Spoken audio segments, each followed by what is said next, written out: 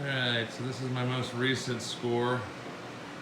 It's an 03 Yamaha XLT1200. Lady says that they bought it 2 years ago and it stopped working on it. As you can see, it's down by the Ohio River, so it's got to have some cleaning.